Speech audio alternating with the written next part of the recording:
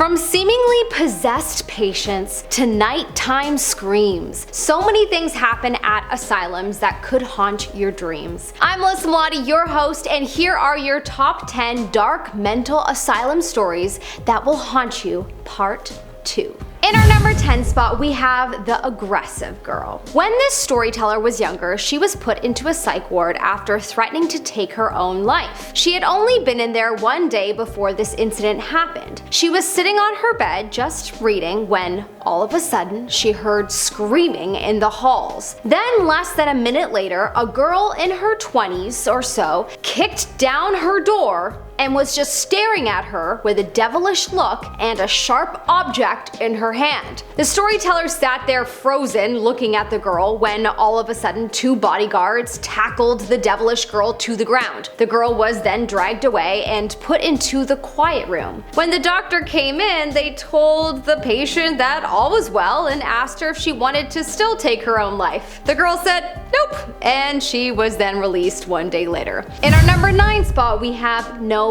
friends. When this storyteller was a med student and he was shadowing a resident and doing psych clerkship, he came across a patient who had been struggling with schizophrenia and with hearing voices in his head. The resident he was shadowing asked him what the voices would say to him, and he didn't want to answer the question. Apparently, he was then offered some meds to make the voices go away, and he didn't want to take them. When the resident asked him why he didn't want to take them, he replied that they were his only friends. In our number 8 spot, we have the Lollipop. This is a story told by a nurse that worked in a ward and was being informed about a new patient that had been checked in. This is a patient that was being treated for many problems, but learning about his history really freaked her out. Apparently, one day he wanted a lollipop from his mom and she wouldn't give him one. So he decided to purposely drown his toddler brother because she refused. When the nurse got a good look at the patient, she said it was like there was no life behind his eyes. He was stark cold and terrifying. No humanity was left. In our number 7 spot, we have cat sounds. This is a story about a guy who was working as a nurse on a ward when he got talking to one of the patients that he was taking care of. The patient was talking to him about why he was in there and proceeded to tell the nurse that he beat up his cat and it got very injured. When the nurse asked him why he beat up his cat, the guy said that he liked the noises his cat made as he punched him. Oh gosh. In our number 6 spot, we have Baby Doll.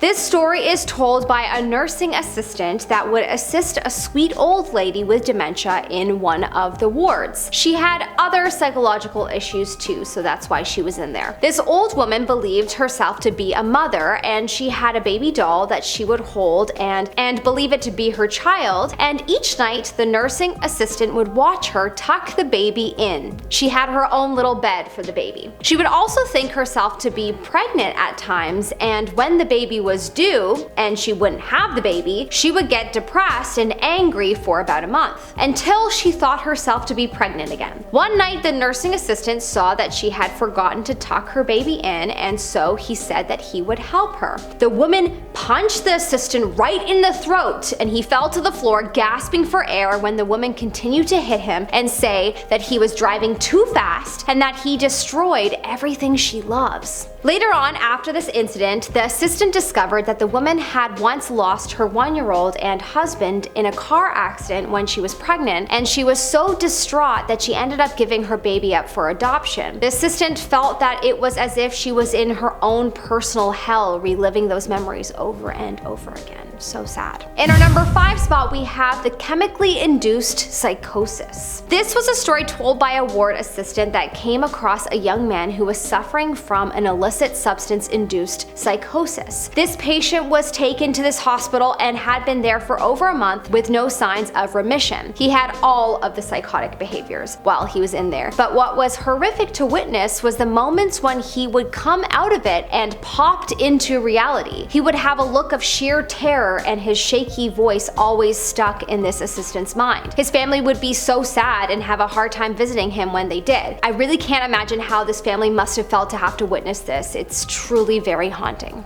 In our number 4 spot, we have A Handful of Daisies. This is the story of a woman who was a patient at a ward as she was suffering from psychosis for many years. When she was young, she witnessed the brutal killing of her mother. Apparently, she went missing for a few days and was found completely distraught. Her psychosis got worse over the years, and she would yell and scream the most horrific, sad things every so often. She did have a lot of good days though, where she would be pretty lucid, and she would take a cab to town when all of the staff was distracted with lunch. She would buy herself a handful of daisies and then take a cab back. The staff would be frantically looking for her, of course, when an angry cab driver would pull up demanding to be paid. In our number 3 spot, we have The Red Shirt Man. This story is told by a nurse assistant who was working in a psych ward and was introduced to a very ill man with psychosis. The man was wearing a bright red shirt and looked disheveled. In minutes of meeting him, he had shouted all kinds of profanity at him. He was told to be weary of him. One day, he was given the task to check up on him and drop off some food for him.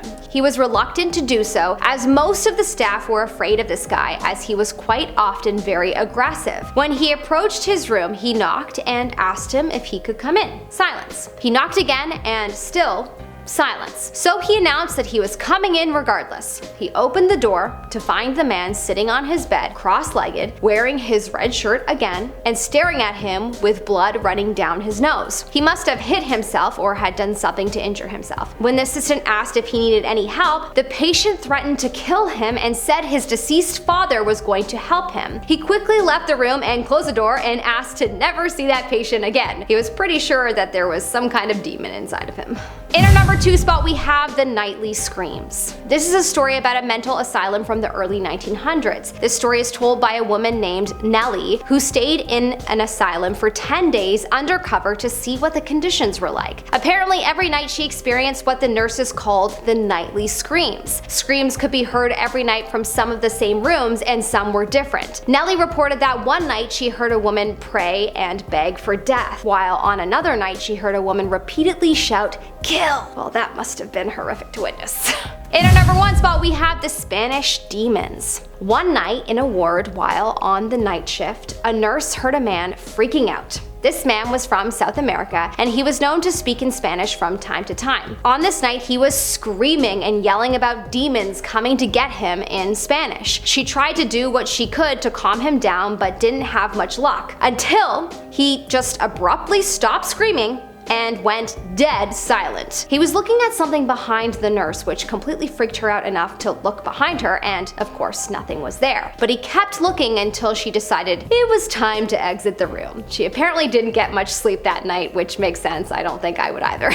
Alright, well, that's all the time I have for you today, folks. I'm Melissa Melotti, your host. Follow me on Insta and YouTube at Melissa Melotti, and I will see you next time. Have a good day.